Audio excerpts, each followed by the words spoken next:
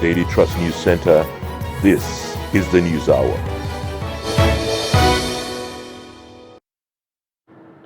Tonight, a News Hour. Inspector General of Police assures voters of safety, deploys corps to 185 local government areas as INEC assures electorate of credible rerun ahead of supplementary elections.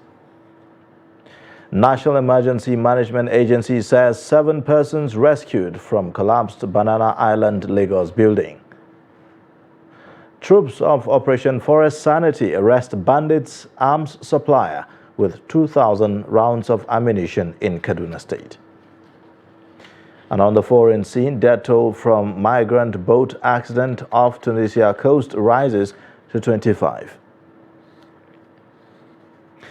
Hello and welcome to the News Hour on Trust TV. I am Ayuba Ilya. Thanks for joining.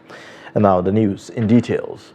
Ahead of Saturday's supplementary elections in 2,660 polling units across the country, the Inspector General of Police, Usman Baba, has ordered the deployment of policemen to 185 local government areas across 24 states of the Federation.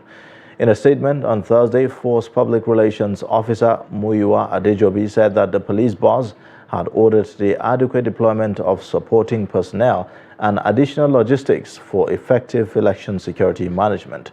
The IGP urged the electorates in the affected states to come out en masse to exercise their franchise and be law-abiding while maintaining peace and orderliness.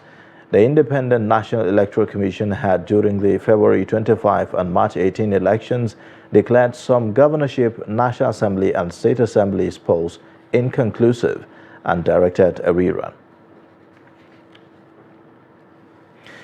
In a similar vein, the Independent National Electoral Commission has assured residents of Sokoto State that Saturday's National Assembly supplementary election will be free, fair and credible. Speaking at a stakeholders meeting held on Thursday, the INEC National Commissioner for Election, Modibo Alkali, assured that the exercise in Sokoto will be one of the best in the country. Alkali also insisted that all parties, including their agents, must adhere to the rules of the game, stressing that the Commission was poised to support the advancement of democracy and democratic processes. Alkali, flanked by the acting Reg, Barrister Hawa Kangiwa, and other top officials of the Commission, urged the party leaders and stalwarts to educate their supporters and members to be on peaceful conduct during the exercise. He said that INEC remained a neutral body and assured that the security agencies were adequately in synergy to provide needed security throughout the exercise. However, representatives of all registered political parties in the state in attendance pledged to abide by the rules of the game. Meanwhile, the Independent National Electoral Commission says it is prepared to conduct a free, fair and credible supplementary election in Adamawa State. The resident electoral commissioner, Hudu Yunusa, disclosed this during a stakeholders meeting held in Yola on the governorship and state constituency supplementary election. Salis Lawan reports. With barely 2 days to the governorship and state constituency supplementary election, INEC is resolute that it will deliver a credible election. The governorship supplementary election is scheduled to hold across 20 local government areas in 69 polling units, with 42,785 total registered voters and 36,935 collected PVCs. The resident electoral commissioner, Barrister Hudu Yunusa, is urging officials of political parties to ensure that only one agent, accredited by the commission, will be allowed at the polling units and collation center during the election. This has made it imperative, as we have consistently assured our various stakeholders, that the commission will regularly consult you with a view to updating you on preparations towards ensuring free, fair, credible, and all-inclusive election.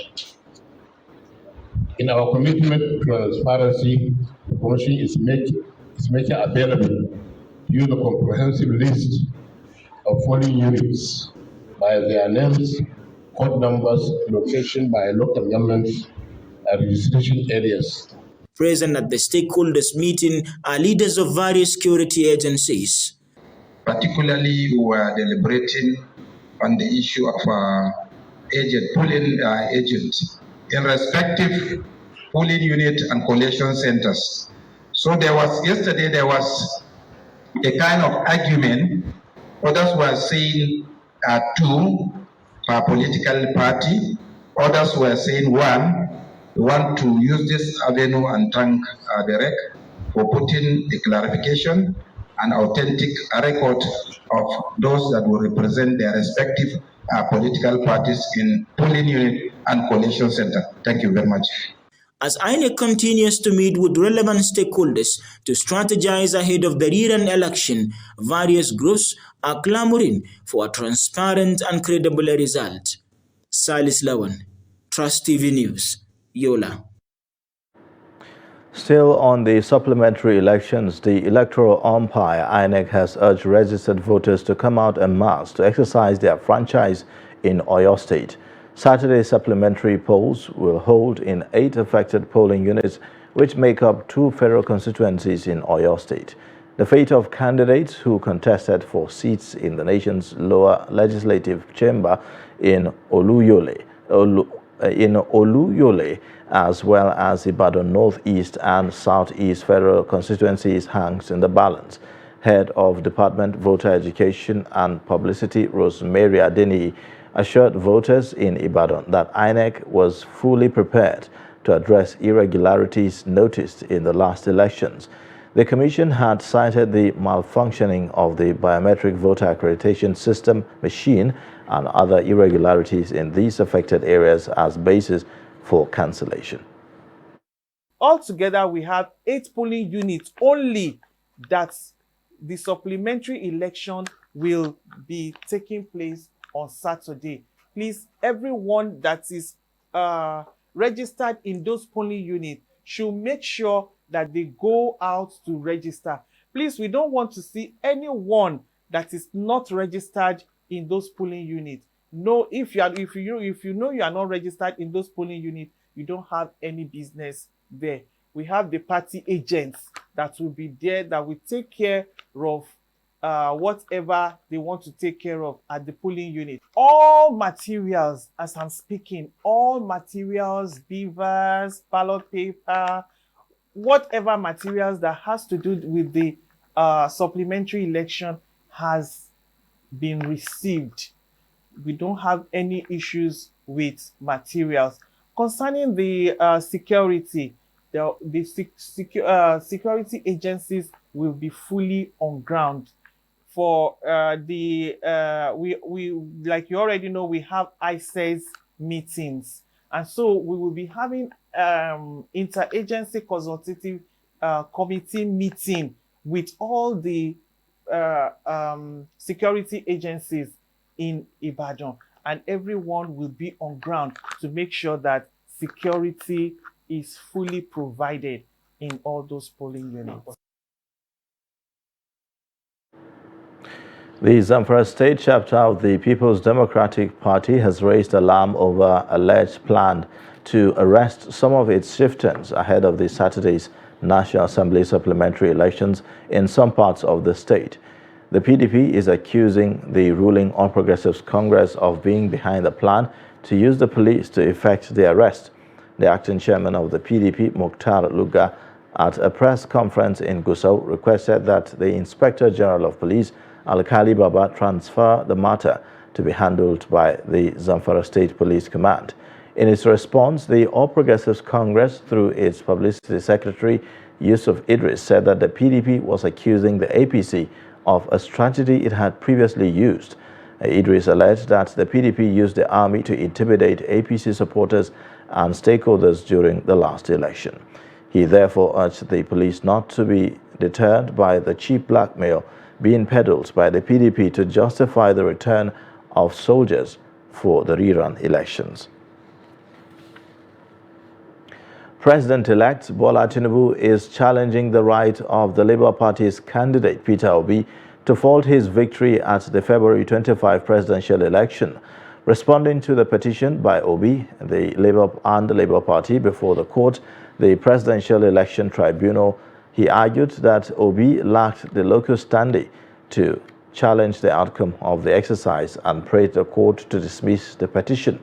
His team of lawyers, led by Wole Olanipekun, argued that as of 24th of May 2022, 6 days before the primary election of the Labour Party, which produced Obi as the presidential candidate, he was still a card-carrying member of the People's Democratic Party, and he did not resign his membership of the said party until 24th of May 2022. This means that 30 days before Labour Party's presidential primary, Obi was still a presidential aspirant in the PDP. The legal team also argued that the grounds on which the petition is predicated are incompetent, thereby denying the court the needed jurisdiction, concluding that the reliefs being sought by the petitioners were not only incompetent but also ungrantable. The team also argued that the claim by Obi and his party that Tinubu was not qualified to contest the election were outside the court's jurisdiction, as it fell within the precincts of pre-election issues. Labour Party says its flag bearer in the February 25 presidential poll, Peter Obi, is not aware of any apology issued by the British government or any of its agencies regarding an incident at the Heathrow Airport on April 7th. Spokesman of the Labour Party Campaign Council, Diron Onifade, in a statement on Thursday, however, expressed confidence in the ability of the British authorities to resolve the matter. Onifade had disclosed that Obi was harassed and detained by immigration officers at the Heathrow Airport, United Kingdom, for a duplication offence which suggests that someone had been impersonating Obi in London. The former governor was said to have been rescued by his followers known as Obedience, who were present at the airport. The British government has not issued any statement on the matter. Now, barely days to 29th of May, inauguration of the incoming administration, Katsina residents want the federal and state governments to face insecurity head-on. Civil society organizations, women and other vulnerable groups in Katsina State are counting days to the end of incessant terrorist attacks that have devastated the socio-economic fabric of society. Abdullahi Ahmadi has the details. The outgoing administrations of President Muhammadu Buhari and Governor Aminu Masari say they have done more than enough to end the incessant attacks, killings, kidnapping for ransom, and animals rustling. But despite the significant drop in terrorist attacks over the last few months, there are still pockets of attacks in some local government areas of the state. We want to see more attention focused on improving the local security architecture so that they can function effectively in addressing the problem. The government should also ensure that there is a very good synergy between the local security architecture, especially the vigilante group, and the other security agencies like the police, army, civil defense, and the rest, so that they can work together. This Katsina resident wants the incoming government of Dikorada to focus on addressing the main drivers of terrorism, such as poverty and drugs abuse.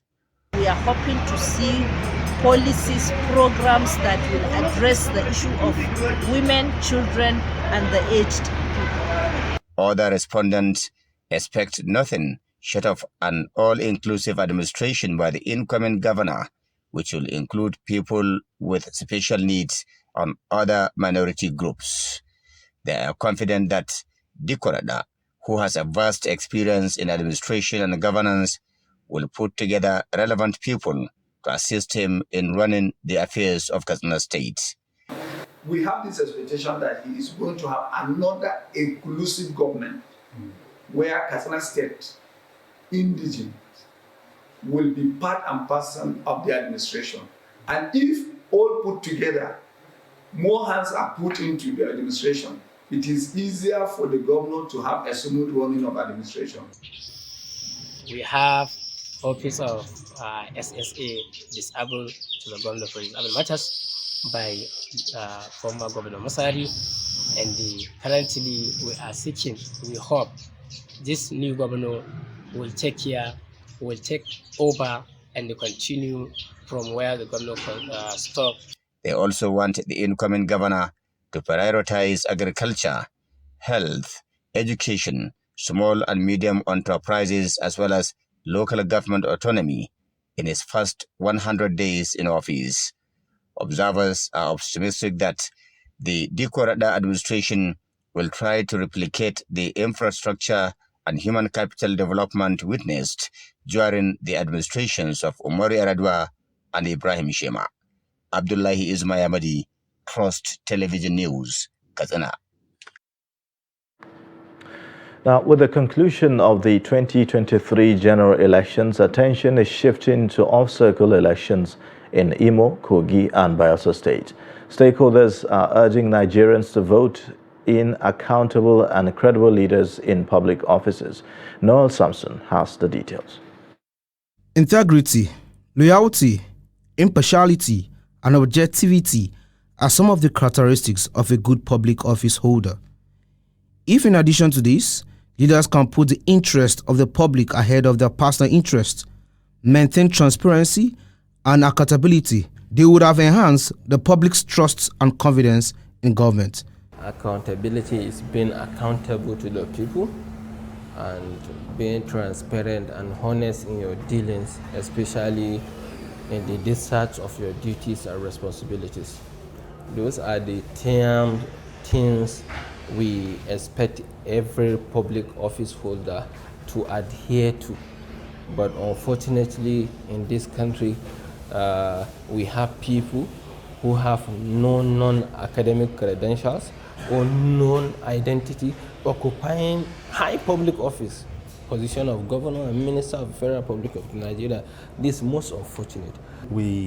Has been a problem in Nigeria because most of the leaders, they are not accountable. Mostly you have to force them, just like what we are trying to do here by civil society group and all of that, for them to know that they are not there for their own interests. They are there for the interests of this nation. And you can see from what has been reported in the media, this is the reason why we are where we are today, especially when they don't even know why they are there in the first place. You know, most of them think governance is all about making yourself rich, but that does not help our country. That's why we are, where we are. So how do accountable and transparent leaders emerge? From the electorate, you don't just elect people who just come and bribe you around. You check their record. What have they done? What are they capable of doing? And then we, who are in the society group, we will fight. We will inform you. We will tell you, if you are going derailed, please come back. What you are doing is not what you're supposed to do. So with these forces, most of them will be able to know that, no, people are watching me. And if I don't do what is right, they will come for me. So mostly these two forces work together. The electorate, you don't just elect people because you want them to be in particular offices. That's why we, against tribal sentiment, religious sentiment, pick someone who is professional. Attaining a perfect leadership may be an unattainable idea, but running a transparent government will endear elected representatives to the people. Noel Samson, Trust TV News, Abuja. The leadership conundrum in Africa tells a story of a continent that has remained behind, especially in terms of development and industrial capacity. However, today, some youths believe that finding the right leader will push Nigeria to attain the potential it has struggled to attain in the past 63 years. Here's the report. There are so many factors that have kept African states and their leadership essentially underperforming since the African Year of Independence in 1960. Apart from the initial decade of idealistic pro-African nationalism, leadership on the continent has now been subsumed by corruption, sit-tight administrations, and a discouraging lack of ideology. Despite the very few examples of pristine leadership on the continent, some youth believe that Nigeria can produce a leader that fits the ideal model, especially at this time of his political evolution. Shiwaju is a man that every youth, every woman be from, irrespective of the culture where you are, can look up to, because he has shown that he's not a biased man. He does not look at ethnicity or this. Look at even this man that is becoming president. He said his appointment will be based on competence, not based on because I'm a Yoruba man or because I'm from the north or because you voted more for me. It's going to be based on competence, because he felt, to his belief, he felt what matters is leadership. And once we can get the leadership right in our country, Nigerian, we appreciate the government of the day. Different of tribe in Nigeria, whereby if you can look at yourself when you've been traveling out, going one place, the moment you can manage those people up there, that's the way you can manage your people in Nigeria. It's very simple. Nigeria at this time needs a person that can reconnect with the people and provide a selfless leadership that can balance age, gender, ethnicity, and religion. As a leader, like you said, I believe in inclusive governance. There's no how you can isolate the youth from governance, because they are stakeholders to development, both social, economic, political. You need to bring the youth. You need to hear their views. They need to hear their views. President-elect is not selective. He is there, and he is there for everybody. Not because you are Igbo or you are from here or you are from there. So he's there for everybody. So he's not selective. He's a man of the people, and he's a man that took everybody as one. With the roller coaster of emotions that have followed the 2023 elections and all parties in court, the consensus is for citizens, especially youth, to tone down the confrontational language being used at present that could destabilize the country. While the inflamed tempers come with the electoral process, it is time to look beyond elections and engage the incoming government in order to revive the nation's economic infrastructure. A 7-story building under construction has collapsed in the Banana Island Ikoyi area of Lagos State. The cause of the caving is still unknown, as journalists have been prevented from entering the site of the disaster. Here's the report. The site of the 7-story building under construction is located in an exclusive area of Banana Island, Ikoyi, Lagos State. There are indications that the 7th-floor building was not approved by the Lagos State government. Medical personnel from the Nigerian Red Cross are on ground to rescue those who sustained injuries and have been treated. There is no record of loss of life. Amidst the confusion, the estate manager is preventing journalists from gaining access to the collapsed building. You didn't say anything. That's a very bad lie. I told you that the estate is calling a press conference on this, that the PRO will invite you at the right time. Officials of the Lagos State government have come to inspect the site of the fallen building and are giving assurances that someone will be held responsible. During this emergency response, we are able to rescue 7 people alive. Those people that were rescued were treated on the spot and discharged. It is only one that was taken to a private hospital where he's receiving adequate treatment. Yes. And if you can see that at the outer Conundrum, we've already reached what we call ground zero. We are moving to the 2nd, 3rd, 4th Conundrum, and believe me, we will get to ground zero in each of these Conundrum to ensure transparency, to ensure that nobody is left, to ensure that the job is being done professionally. Realized that the building had come down. Our Lasambos were already on ground by the time I personally got here. They had treated about 7 to 8 minor injuries on getting to the scene. And a few of them that we felt needed to go to the hospital have, been taken to the hospitals last night, and many of them had minor injuries, and that is as far as injuries is concerned. In terms of fatalities, which you've asked, as of this moment, we have not recorded any fatalities as of this moment. We're here, our equipment are here. What we're trying to do now is to see how we can go through the rubbles very quickly to see if, and indeed, there are any fatalities that we can recover as the case may be. As journalists keep watch on the fringes of the disaster site, rescue operations by LASEMA and NEMA and the Lagos State Building Control Agency, LASBCA, continue in their state. In another tragic one, at least 8 people have been killed in a fresh attack by bandits on Atakinje community in Zango Kataf local government area of Kaduna State. The latest attack is coming some weeks after a similar incident claimed 10 lives at Langson community in the same local government area. Atakinje is the community where the palace of the paramount ruler of Agwatiap chiefdom is located. The police authorities are yet to comment on the incident, but the president of Tiap Community Development Association, Sam Timbukwak, told journalists that the gunmen invaded the community from a nearby bush at about 9 p.m. on Wednesday. He said that the bandits attacked 5 houses, during which they killed 8 people, while 4 others sustained varying degrees of injuries. The Atia president lamented that despite the scene of the attack being located very close to a military checkpoint, soldiers arrived at the community after the attackers had committed their heinous crimes and left.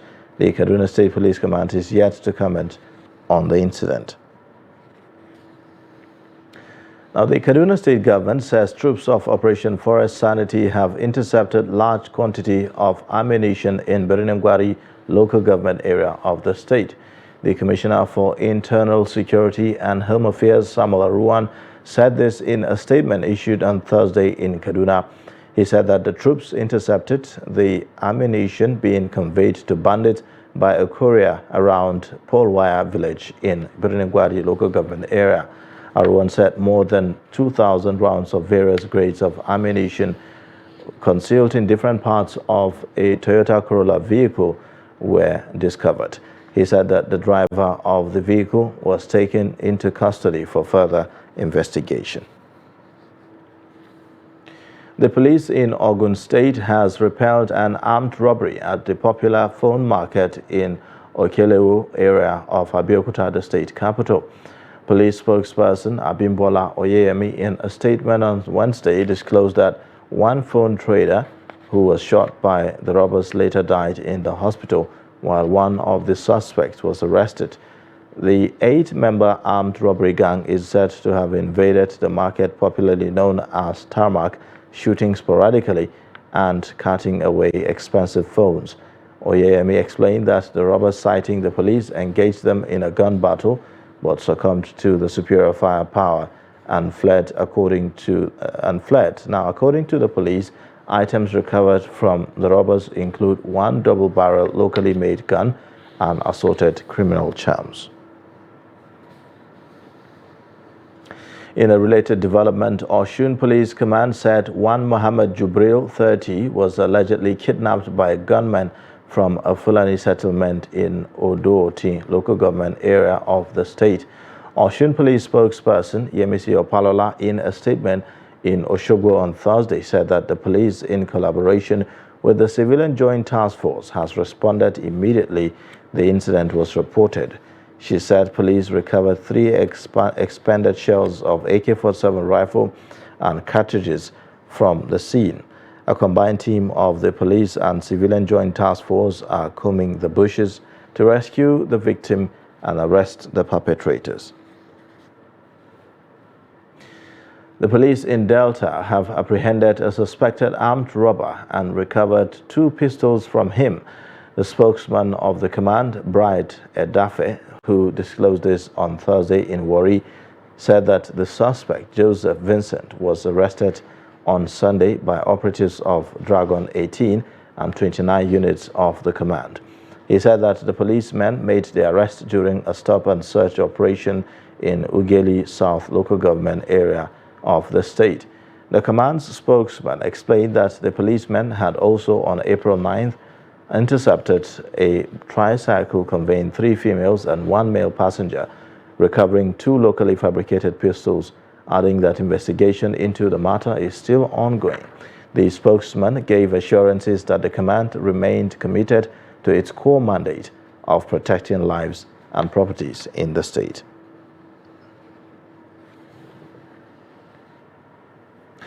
You're watching the News Hour on Trust TV. Coming up shortly, we'll take a look at the need to boost crop production through modern farming techniques. Details of this and more after the break.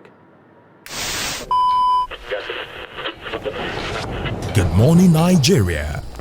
Year after year, they have informed, educated, and entertained us. When you needed information, knowledge, or an escape. From generation to generation, the Nigerian broadcasting industry has worked tirelessly to serve you. And now, this service will finally be recognized. Come May 17th this year, broadcasters all over Nigeria will gather at the Hotel and Suites for the maiden edition of the Nigerian Broadcasting Awards, an award ceremony set to reward hard work and excellence in the broadcast media. Voting starts on 20th April and ends on 4th May 2023. Visit www.tnbawards.ng to vote now. They've served and they're still serving. It's time we say thank you. This award is organized by the Broadcasting Organizations of Nigeria, Bonn.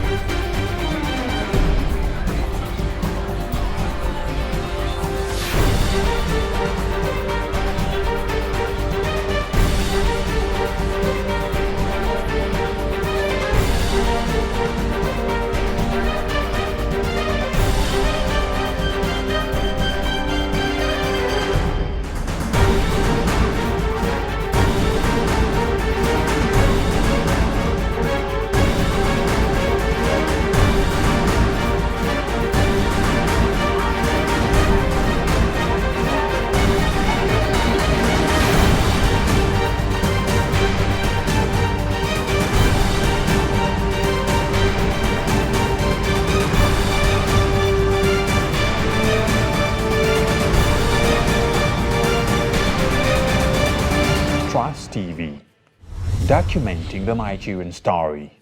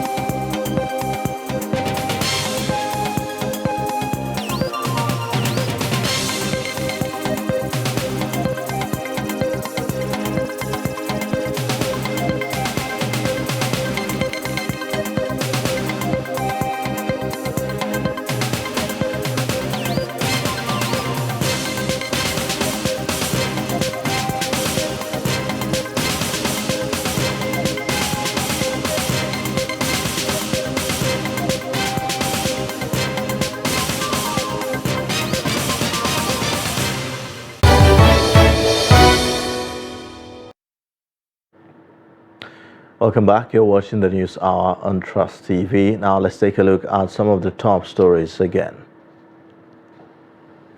Inspector General of Police assures voters of safety, deploys cops to 185 local government areas as INEC assures electorates of credible rerun ahead of the supplementary elections. National Emergency Management Agency says 7 persons rescued from collapsed Banana Island, Lagos building.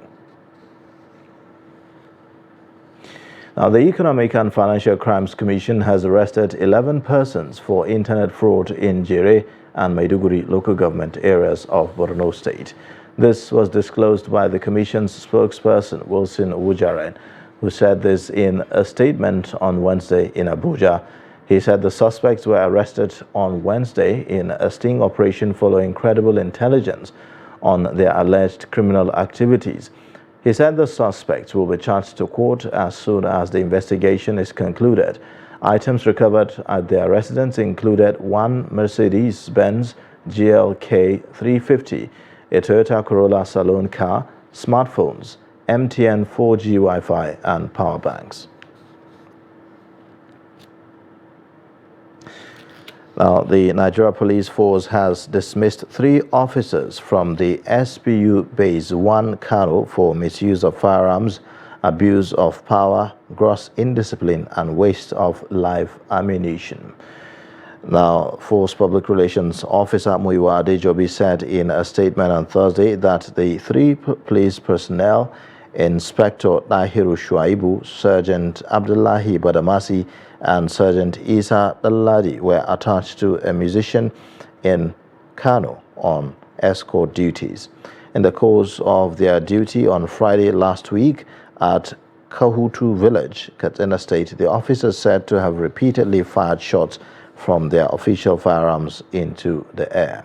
Adejobi said that their actions contravened police policy against firing in the air, standard operating procedure, and relevant force orders, and were in complete disregard of the possible risk to the crowd at the location, which included children. The Force PRO said that the actions were not only criminal and unprofessional, but also embarrassing to the force and the nation at large. Video evidence had circulated on social media implicating the 3 men, after which police authorities subjected them to orderly room trial, where they were found guilty of the offenses. At least 7 persons were reportedly burnt to death, while 18 others sustained varying degrees of injury in a road crash along the Lagos-Ibadan Expressway on Thursday. It was gathered that the accident occurred on the Sapade Bridge along the highway, involving a Toyota Sienna and a Mazda bus. Now, the spokesman of the Federal Road Safety Corps, Florence Okpe, confirmed the incident to newsmen in Abeokuta on Thursday. Okpe said a total of 27 persons, 25 male adults, 2 female adults, and 1 female child were involved in the crash, out of which 7 persons died, while 18 sustained injuries. The FRSC spokesman blamed the accident on excessive speed and route violation on the part of the driver of the Sienna bus, who followed one way and collided with the Mazda bus, and unfortunately there was a fire outbreak. Okpe said that the injured victims had been taken to Victory Hospital, Ogere Idera Hospital, Shagamu, for medical treatment, while remains of the deceased were deposited at the FOS morgue at Ikpara. Government at all levels in Nigeria have been charged to address challenges facing women in the country and ensure that their sexual reproductive health rights are guaranteed. This demand is against the backdrop of the untold hardship and difficulties experienced by the majority of women in the country due to their inability to access health services and other inhibitions. Hamid Oegbadi files in the report, as presented from our studio. Nigeria is a signatory to many international rights-based mechanisms, particularly on sexual policies in relation to law, population, human rights, as well as sexual and reproductive health of women. But this has not translated into liberty for women in the country, as they continue to suffer lack of access to health facilities and inability to obtain legal services to defend their rights. Nigerian women are facing a lot of challenges regarding their sexual and reproductive health and rights. Some of them include harmful cultural practices that are still going on in Nigeria, like female genital mutilation. Other challenges include lack of access to contraceptives, and which oftentimes leads to other health complications. It leads to issues around high blood pressure. Imagine a pregnant woman who is constantly under pressure. The best way to put it is this: you are held in a particular room and the door is locked, and then you are trying to get out and you are knocking and there is nobody around and you are forced to stay there. That is exactly how I feel that women who do not have access to their health and reproductive rights, that is how they feel. They feel shackled. This has made it imperative for all arms of government to work with relevant stakeholders, including legal practitioners, civil society organizations, religious and traditional leaders, as well as the media, to address the challenges confronting women in the country. So when 50% or over 50% of your population are denied their human rights, in this instance women, because they're the ones who are most impacted by the lack of delivery of reproductive rights, then you are taking away 50% of your population's ability to contribute to nation building, to contribute to our economic mainstay and an economic advancement. And that is why it is critical that these rights, which are human rights, should be enjoyed by all in dignity, in confidence, to express themselves, to be happy, and all of that. These are really, really critical. Going forward, necessary reforms must be put in place, including review of existing laws. Nigeria must be in tune with the current realities so that women in the country can live a healthy life and achieve their full potential. Farmers on the banks of River Kaduna are calling on the incoming government in the state to train them in modern farming techniques and provide them farm inputs that will boost their crop production. The farmers are still lamenting their bad experiences during last year's floods and say this has been compounded by a crop disease presently ravaging their product. Trust TV's Bello Musa reports. For decades, farmers on the Kaduna River bank have supplied vegetables and other crops to the Kaduna metropolis. Despite advances in technology, these farmers are still applying old methods of farming to produce crops. We inherited the farms and the farming from our fathers, and we learned from them and developed more agricultural techniques on the job because we didn't have privilege of learning from school.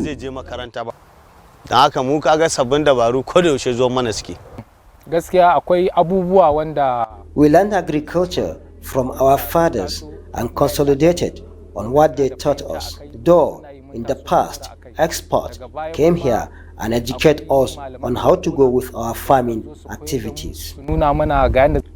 And now, a strange disease is ravaging their crops due to what they refer to as unpredictable weather, which is probably a result of climate change.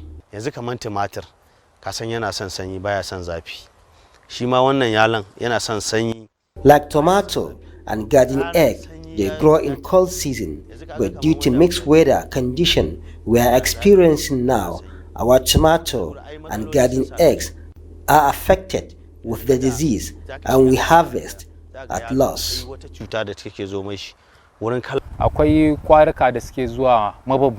There are different insects damaging our crops, though we spray pesticide, but the insects are still damaging our tomatoes, garden egg, and other crops. Floods are a big threat to these farmers as they destroy their crops every year. Still trying to recover from last year's flood, they have devised alternate strategies to avoid damage by the flood. When we envisage flood, to avoid destruction of plants by the flood, we plant early so that we can harvest before the flood comes. We suffered a lot from flood. Last year, it submerged up to this place and farm produce destroyed. No help came from any authorities. Their hope is on the new government in the state to improve agriculture by equipping them with modern knowledge and making available modern farm input in order to boost food security in the state. Bello Musa, Trust TV News Kaduna. Carpentry and furniture production has over the years provided job opportunities to many youths in Nigeria's commercial city of Kano. However, the lack of capital and high cost of raw materials are thinning the ranks of those engaged in once a lucrative industry. In this special report, Trust TV correspondent Idris Jibrin examines how furniture makers are struggling to remain in business. Ibrahim Sani is a local carpenter who owns a small furniture production workshop in Kano. He usually buy, sell and repair broken furnitures, and in most cases he builds the new ones for his customers. Ibrahim says this handwork means everything to his life. From my primary to university education, all was sponsored with this business that I am doing, this furniture making that I am doing. And right now, as I'm talking to you, there are almost 20 people who are under me. And out of these 20 people, 10 of them are married.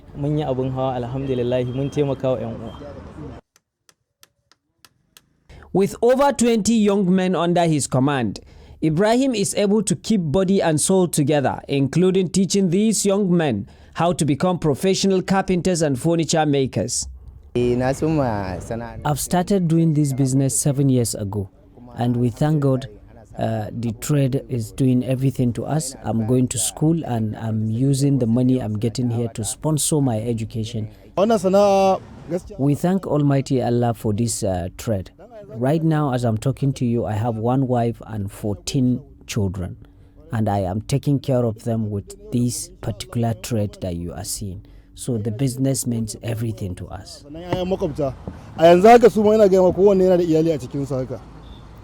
Unfortunately, the business seems to be in crisis these days, courtesy of largely the lack of capital for these young men to sustain the trade. Raw materials too seems to be too expensive for carpenters like Ibrahim to afford. The major problem we are facing is the high cost of raw materials. One, because we carpenters and furniture makers, we don't have tangible union that will help us regulate our own activities. That is why today you go to the market to buy raw materials, you hear the price is different. When you go back tomorrow, again you will hear the price has increased. Kano seems to be a place where all kinds of furnitures are built, but carpenters express growing concern over government inability to intervene in their business over the years.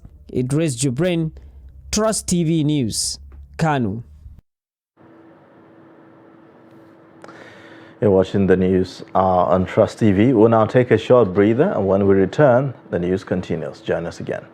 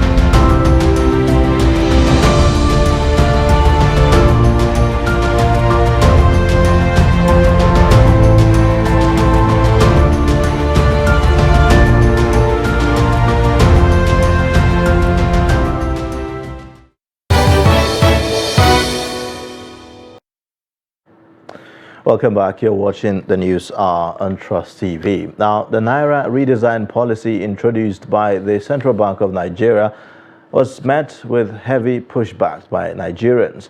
The intent of the policy was to take the next step towards a cashless society. Does the resistance by citizens mean that they do not or they are not ready to turn away from hard cash and embrace e-payments? Chamong Dabeng finds out more. As the rest of the world embraces the several benefits of a cashless economy, Nigeria is still holding on to a cash-driven economy. The Naira redesign policy by the Central Bank of Nigeria was aimed at removing excess money from circulation and pushing Nigerians to embrace the cashless policy. It, however, backfired, and the redesigned policy is currently on pause until December 31st, 2023. What went wrong, and will citizens ever be ready to accept a cashless Nigeria? Cash is more preferable because some people are not used to it. Like the kind of technology we have is not stable in Nigeria. Like sometimes, like there's a day I want to buy something, I transferred, they've shown me sent and debited me. The woman have not seen a lot up to today now. And the woman expect maybe I've not paid her, or maybe I did her a fake transfer, and which they debited me. Like I even showed her they debited a lot. That is, I think we have a stable network that maybe you can sort out issues of transaction. But for now, there are some places they don't accept transfer. Market women don't accept transfer. You can't go and get a paper and say you want to transfer how much. So we need the cash. People are beginning to accept the transfer form, you know, but not everybody. You understand? For those that are literate and they have accounts, for those that are not, they still tell you they need cash. And if you don't have cash, no deal. During the naira scarcity, the volume of transactions grew by 45.6% in the month of February. However, with the reintroduction of the old 1,500 and 200 naira notes, what will be Nigeria's prospects of getting to a cashless society? All the gains that we seem to have gained from not having cash around, we seem to be losing. Crime is on the increase, kidnapping has started again, people have started hoarding cash because, people now go every day, they leave in the morning, go and queue in the banks, get 50,000, so they're pulling as much as they can out of the banking system. The danger of the mismanagement of the Naira redesign policy is that Nigerians may suffer from a trust deficit when it comes to embracing government policies. What's key, is that you must make the deaf hear, and you must make the blind see, and these are possible. The moment the deaf can hear, it simply means that what I'm trying to say is that it must be convincing enough. I think what happened was that they depended on hearing themselves and then beginning to see themselves, as Nigeria.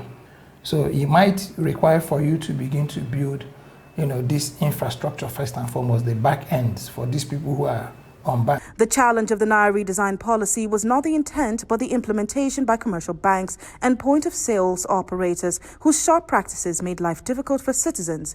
The challenge would be how to sell the many benefits that can be gained from a cashless economy to Nigerians following the complete mismanagement of the Naira redesign policy.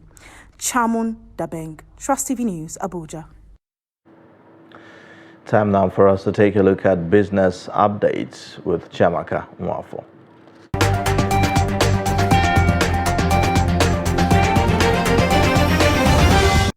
The Central Bank of Nigeria, CBN, has directed banks to transfer balances that have remained in a dormant account register for up to 10 years to the Unclaimed Balances Trust Fund UBTF pool account. Chibuzo Ifobi, Director, Financial Policy and Regulation Department of the CBN, said this in a circular to all banks and other financial institutions released on Thursday. She said this was a request from banks and other stakeholders for the CBN to further clarify the procedures for management of dormant and inactive accounts by banks in Nigeria. The exposure draft, released along with circular dated April 6, 2023, gave 3 weeks time frame for stakeholders to make input through the Director of Financial Policy and Regulation Department of the CBN. The CBN, on October 7, 2015, issued guidelines on the management of dormant accounts and other unclaimed balances by banks and other financial institutions in Nigeria to curb abuses in the operation of dormant and inactive accounts and set operational standards. The Nigerian Export Promotion Council, NEPC, says it plans to double the amount of revenue generated from cashew exports in 2023 to $500 million. Ezra Yukusak, Executive Director and Chief Executive Officer of the NMPEC, spoke on Thursday at the inauguration of the Organic Cashew Certification Program for Export. Yokusak said the program is a 5-year initiative between NEPC and 3 other companies designed to accelerate growth in the non-oil export sector. The initiative, he said, would facilitate a gradual shift from conventional cashew to organic ones, which guarantees a niche market and premium pricing.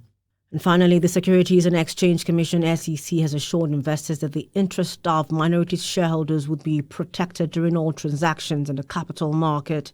Director General of SEC, Lamido Yuguda, gave the assurance in Abuja on Thursday while briefing journalists on the outcome of the first quarter Capital Market Committee meeting in a virtual meeting.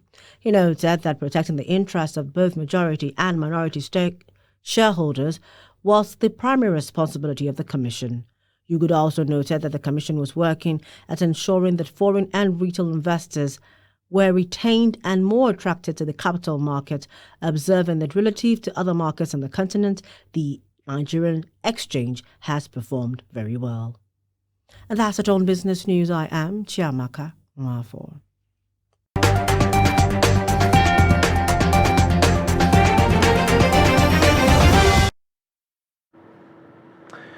On the foreign scene, Tunisia's Coast Guard has recovered 15 more bodies, bringing the death toll of migrants from a shipwreck off Tunisia to 25. A security official told Reuters on Thursday that 76 people were rescued, while the rest are still missing.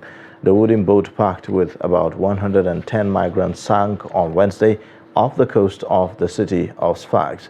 Drowning accidents off Tunisia have dramatically increased in recent weeks. The Tunisian National Guard said this month that more than 14,000 migrants, mostly from sub-Saharan Africa, were intercepted or rescued in the first 3 months of the year while trying to cross to Europe, 5 times more than figures recorded in the same period last year. Let's now take a look at sports updates with Adeni Ajishafe.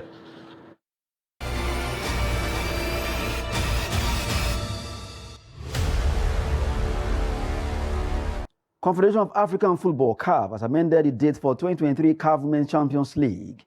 The qualifying edition scheduled for September 10 to 25th will now take place in Cote d'Ivoire from 18th August to 3rd September 2023. The 7 WAFU B zone associations are expected to present their national champions to compete for a slot in the Women's Champions League. And in mini football, the African Mini Football Confederation (AMC) on Wednesday announced plans to develop the game of mini football across the continent by building 3 modern stadia. AMC said the 3 mini football stadia will be built over the 3 years in 3 different African countries under the supervision of the President, Confederation, Ashraf Ben Salha. The criteria for their selection will be determined by the Executive Committee, while the Confederation financed the project in order to support the development of mini football in Africa. And in Champions League, Napoli coach Luciano Spalletti has confirmed that Nigerian striker Victor Osimhen will be back in action for Napoli's second leg against Milan. The gaffer said Osimhen will be 100% available for the return leg at Stadio Diego Maradona.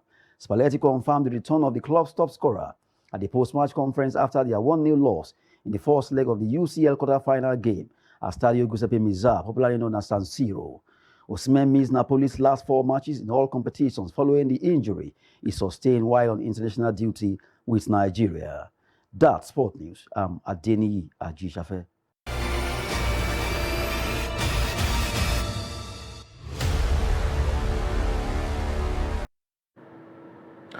And that's a wrap on the news hour for tonight. But you can watch more via all our social media platforms and also on our YouTube live stream. I am Ayuba Ilya. Thanks for watching. Bye for now.